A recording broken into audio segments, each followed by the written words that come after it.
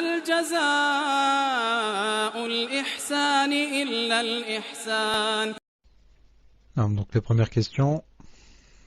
Question d'un frère. Salam alaikum cher. Comment gagner leur vie ces grands savants parmi les pieux prédécesseurs?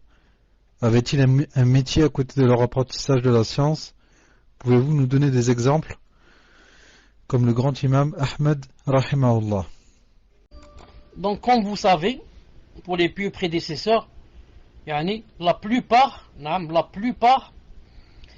c'était eux qui travaillaient, disons.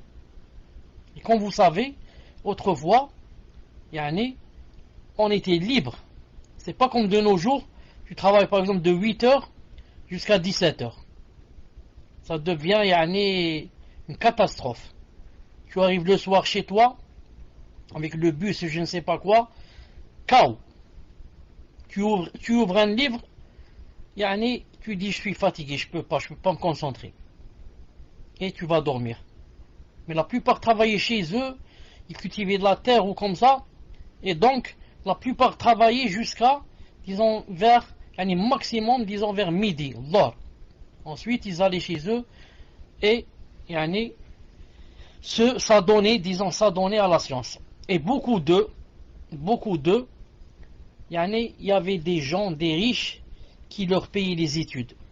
Et beaucoup d'eux, il y avait des riches qui, ou des fois c'est Beit el-Mal, des fois c'est l'argent de l'État, c'est le gouverneur par exemple, qui leur donnait. Et des fois non, c'est des gens privés qui disaient, moi je voudrais être la cause pour que quelqu'un, pour que je sois la cause, pour que quelqu'un étudie, ensuite enseigne et propage cette science, comme ça va m'arriver demain dans ma tombe. Quand je vais dans ma tombe, Inch'Allah Ta'ala, toute la science qui va être propagée, j'en ai été la cause, si je puis dire. Allah Ta'ala m'a donné cette faveur. Naam. Et comme j'ai dit aussi, des fois, ce sont eux qui travaillaient, des fois, c'est l'État qui leur donnait, le gouverneur, quand il tombait avec un gouverneur, masha'Allah. Et des fois, c'est des gens privés, des gens comme ça, privés, qui leur faisaient ce qu'on appelle un salaire, leur donnaient un salaire pour qu'ils apprennent.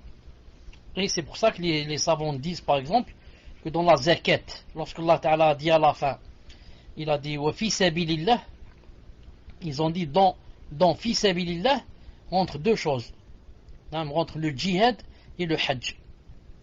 Et dans le djihad, entre quoi? Entre le fait de donner la zakat à quelqu'un qui demande la science religieuse. Si quelqu'un demande la science religieuse, il voudrait apprendre des livres, il voudrait acheter des livres de din, etc. pour apprendre, Cheikh Ibn Uthaymin et beaucoup d'autres ont dit c'est permis de lui donner de la zakat. Car le djihad en islam se divise en deux.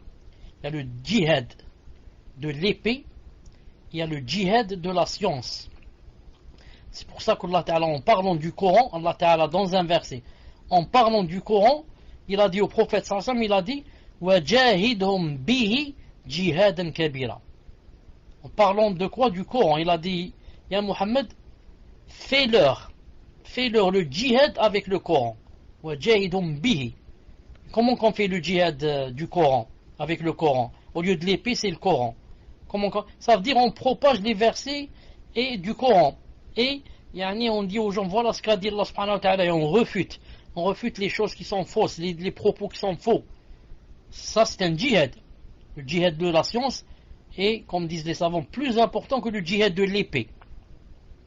Car le djihad de l'épée, tout le monde peut le faire. Mais le djihad de la science, il faut être savant pour le faire. Naam. Moi, voici, Inch'Allah Ta'ala, en grosso modo, la réponse à la première question. C'est pour ça que même de nos jours, c'est bien pour ceux qui ont de l'argent, de trouver quelqu'un et, Inch'Allah Ta'ala, de le payer, même de lui donner une paye. Pourquoi? Pour qu'il demande, Inch'Allah Ta'ala, de la science, pour qu'il apprenne la science, pour qu'il propage la science, bi'idhnillahi ta'ala.